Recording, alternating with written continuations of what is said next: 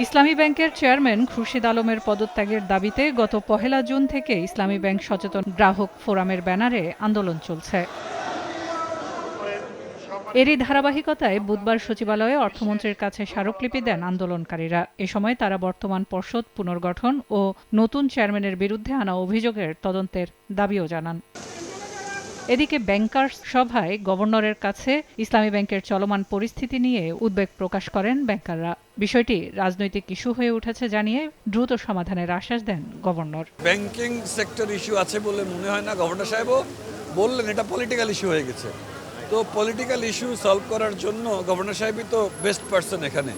তো বিকজ তিনি দেশের governor, so he must be having access to the honourable prime minister also. গত ২৪ মে ইসলামী ব্যাংকের চেয়ারম্যান পদ থেকে পদত্যাগ করেন অধ্যাপক ডক্টর এম জোবাইদুর রহমান।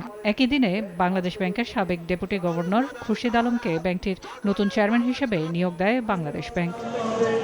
সেলিয়া সুলতানা, সময় সংবাদ, ঢাকা।